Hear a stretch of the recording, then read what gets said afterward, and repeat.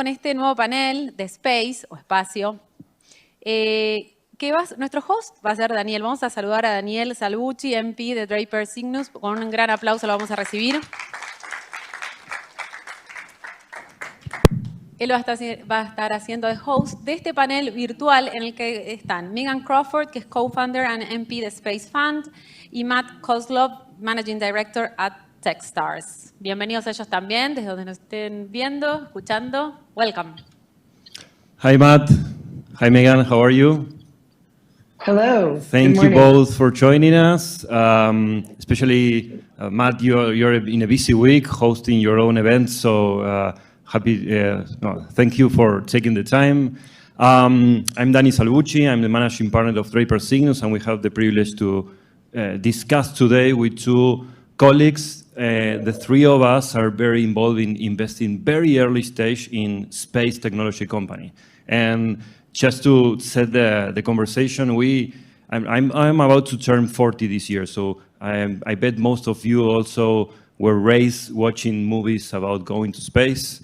And it's something like incredible. And so I think we all have a privilege to back these companies that are again going to space. And again, the space is the new frontier. That's something for the nerds. And but at the same time, it was not many of you may know this, but this was the beginning of the venture capital industry. This entire industry started in the 50s and the 60s with the first space race, and we are entering a new space era. So to start, I wanted you to tell a little bit about your funds, your activities, and maybe your vision and why is this exciting, and what's happening in this new scenario for expanding the humanity to space, really not only in movies.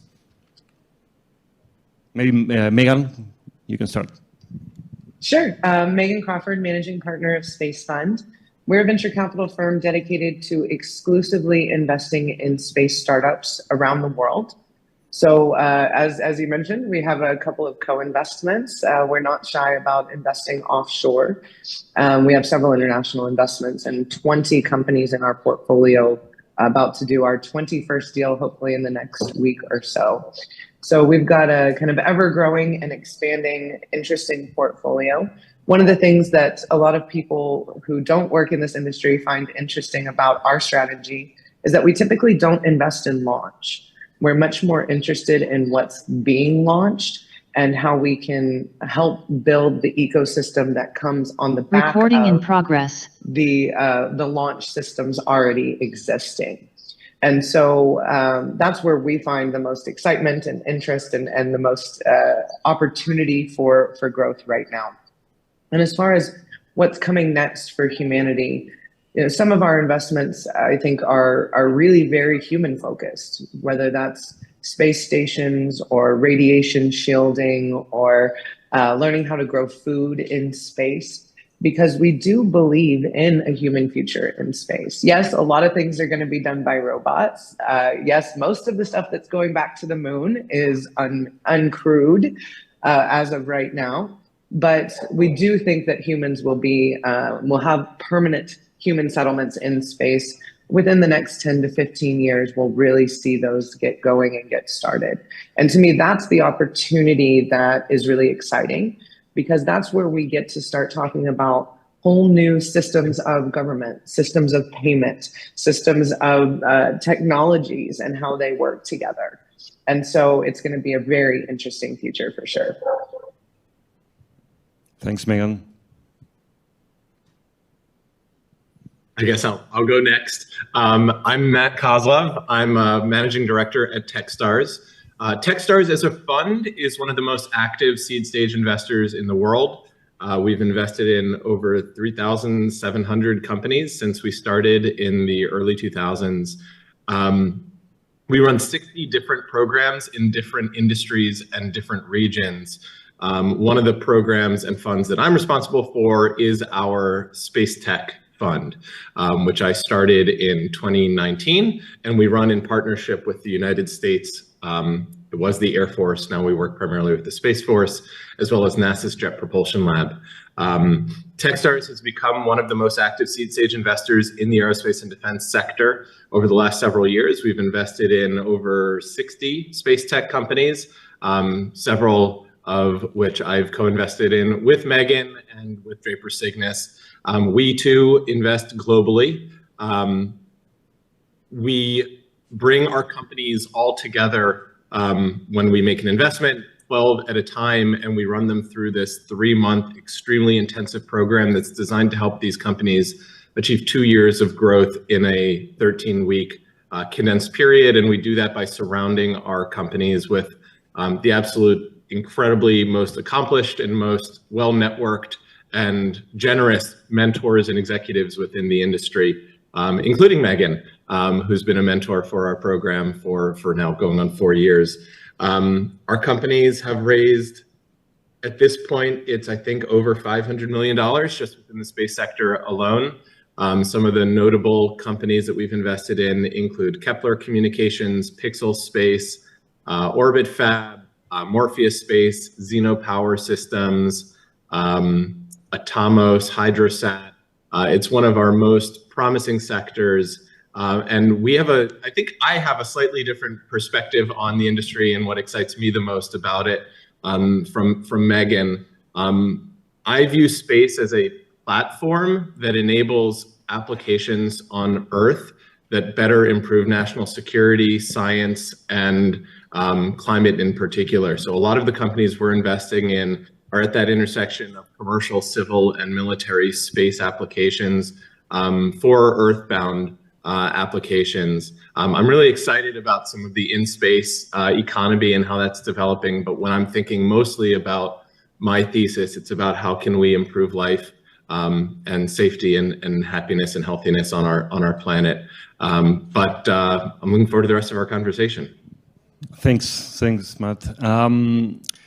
We both of you and also us, we always get pitched because we invest early we're the first checks in a company that is aiming to create a company for space, and it's difficult enough to assess a company that is doing something on Earth. What are the traits or what you find in common in those entrepreneurs that are pitching you an idea with nothing less than going to space to do something and build a company outside our atmosphere or at the atmosphere? How you separate what makes sense or not? Sure.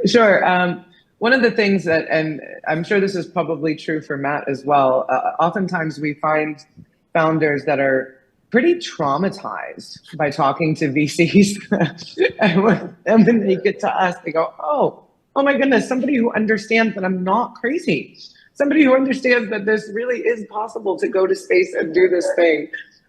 So we think that, so we see a lot of that. We see a lot of people who are just excited that we speak their language and understand the value proposition that they've put together in a way that a lot of other VCs who don't normally work in the space of space might not be able to do the same. But usually what impresses, we look at as far as what impresses me. There are kind of 3 main things that I look for in that very first conversation, and that's technology, team, and timing. The technology, I think, is best summed up by a friend of mine from DARPA who always says, if it purports to break 1 law of physics, no problem. If it purports to break 2 laws of physics, now we have a problem, right? So is the technology real? Is it viable? The team, obviously, is this the right team to take this technology to market? And then timing. Are you timing your product properly for the market? What sort of customer traction do you have? And so those are the 3 things that typically impress me. If you can check all 3 of those boxes in a first conversation, we'll definitely have a second one. How are you both, Matt? Yeah, I mean, at this stage that Meagan and I are typically investing, we're investing in the team more than almost anything else. Are these founders that have the technical skills to build what they're trying to build? Do they have the ability to sell their vision? Do they have the absolute undying passion to push through every single obstacle that is inevitably going to go their way or not go their way. I mean, to be honest, space is probably the hardest, most unforgiving environment you could possibly build in. And the amount of time and capital that's going to be required to ultimately realize their vision, it's daunting. And a lot of founders that come to us, say, I need to raise $15 million before I can get started. And those are not good founders for us, to be honest. We need founders that can break these big problems up into smaller problems and say, you know what, with $1 million or with 500K, or even better, with bootstrapping and some grants, I'm going to be able to get my company from here to here. And we love those types of founders who can chunk it out into smaller, achievable goals that we can help them achieve and then blow past.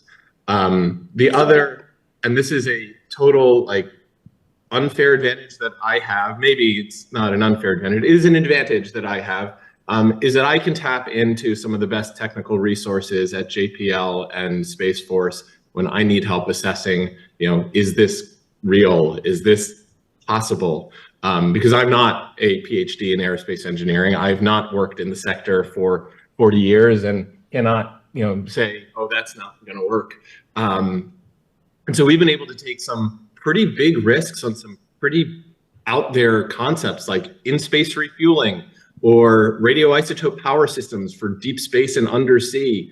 And we have one company that's building nuclear systems. The founders were 23 when they pitched us their idea, and everyone laughed at them except us. And now they've won, over $35 million in government grants and have raised over $50 million.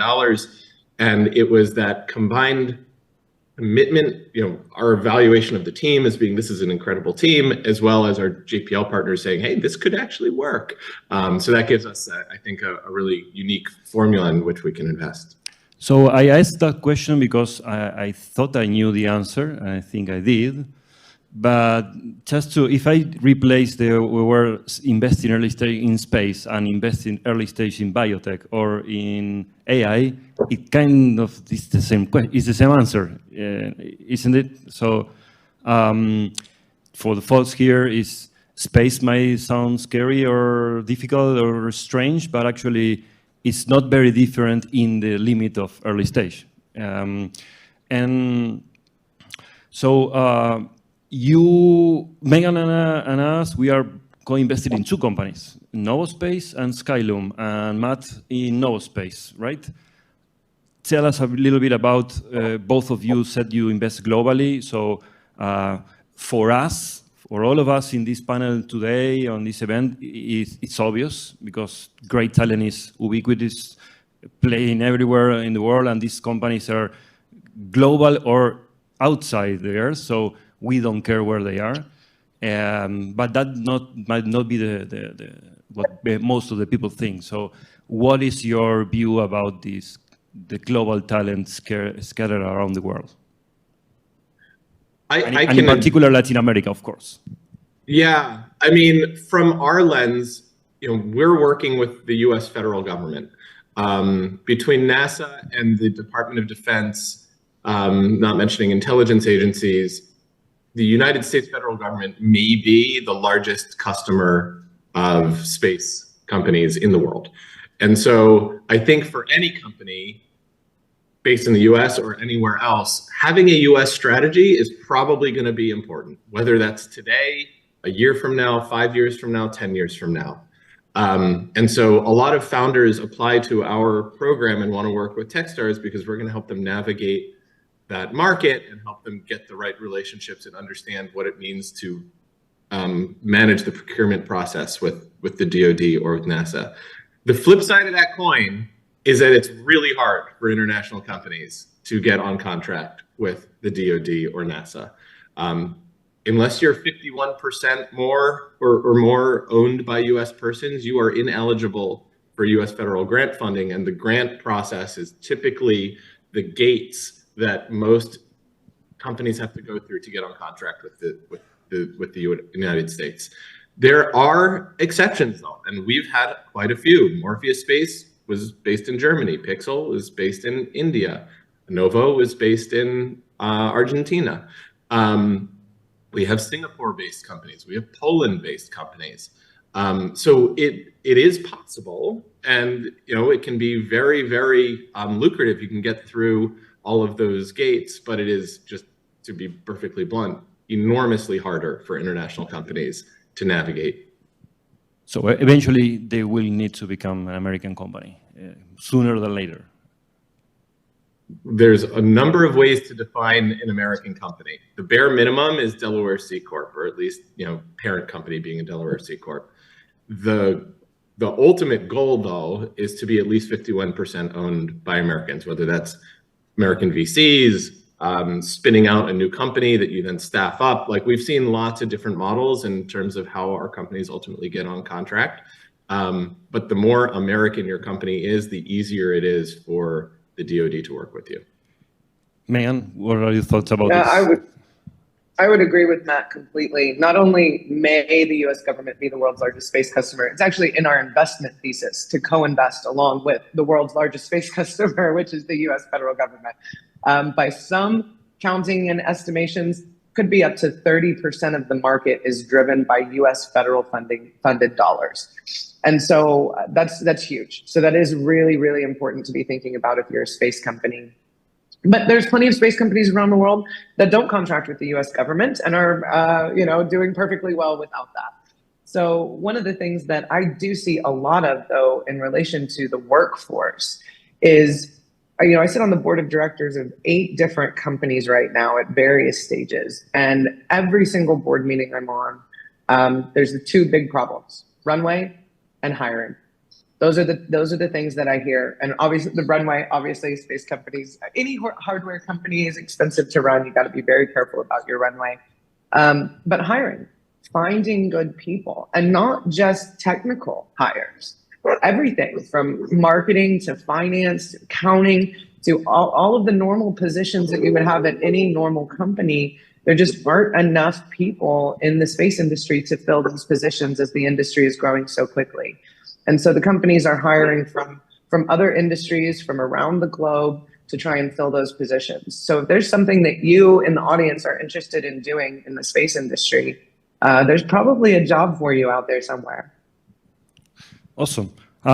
Just to wrap up, maybe any funny story of the crazy pitch you heard of, maybe the craziest one that actually made it, or any interesting thought about something so wonderful like going to space. I don't know, I'm a nerd, I'm an electronic engineer. For me, space is like really the next frontier, and I'm very excited. I hope everyone here ends up so excited as I am. Let's make them invest in space, guys. Help me. Yeah, so I would say that like any good mom, I love all of my companies the same. So I'm not going to pick a favorite or tell you which one I'm personally most excited about. But I will give a little tip to the founders in the room. When you're pitching a VC, the thing that gets most frequently forgotten is the ask. Somebody will go through this whole great presentation about what a great company they're putting together, an important market need they're filling. And they don't ever ask for anything. They don't ask for money. They don't give the details about their round. They don't ask for advice. That's the best thing you can do when you're talking to a venture capitalist, is ask for advice, ask for connections. And so I would just tell everybody, don't forget to ask. Thanks, Meagan. Matt, any cool story? Crazy pitch? On the space side, I've heard some pretty wild pitches, and we backed some pretty wild pitches. I think the notion of building gas stations in space, when Meagan and I heard about it, probably seemed really hard to do. That's not a thing that exists, and it would change, the way everybody designs spacecraft if you are planning to be able to refuel. But when Meagan and I started working with the founder of Orbit Fab, Daniel Faber, he made an incredibly compelling case for why this needed to happen and why the industry needed to change, and he was doing it. He bootstrapped his way to testing for less than 500K, the bare bones system that he was planning to operate and commercialize. And then we helped him get a couple contracts and a couple contracts more, then a couple contracts more, and they're making it a reality. I would say the same thing with the 23-year-olds trying to build a nuclear power system. A lot of people didn't believe they could do it. A lot of people didn't think that the regulatory paths would go their way. What's a startup? How's a startup going to be able to obtain nuclear, radioactive material and build stuff? But they have figured out everything along the way and keep executing incredibly well. I will say, I also run a healthcare program at Techstars and work across a few other sectors. And just as an investor, we hear a lot of pitches. And I personally received a pitch from one of our mentors. This is outside of Techstars. He wanted to end extinction. He wanted to bring back the woolly mammoth. This was actually one of our space mentors who lives in, actually you probably know him, Meagan, founder of an AI company, loves space. And he said, Matt, I want to end extinction, bring back the woolly mammoth. I want to bring back extinct animals. And I said, I don't understand how that's a business, but this is interesting. And I wrote him a small angel check. I said, this will be a fun journey at the very least. And that company is, they're called Colossal. It's a biotech company, and they, at their last raise, are now worth $1.5 billion. It's the fastest unicorn that I've ever been a part of. So you never know. Someone has big dreams. If they can actually demonstrate their ability to execute, you probably want to pay attention.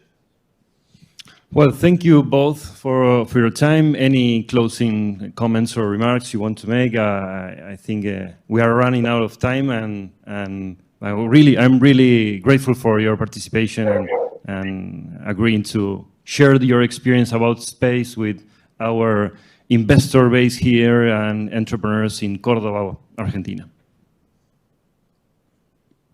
Thank you very much for having me. And I would just say, what I'd like to always say to people is that space needs everyone, and space needs you, whether that's as an investor, whether that's as an entrepreneur, whether that's as an employee, whether that's just as a cheerleader on the sidelines, telling everybody what a good job we're doing. I think space can inspire most people, and we need your help to make it real. So thank you for your interest. Thanks, Meagan. I have nothing to add. Thank you so much for having us. A big applause for both Meagan and Matt, please.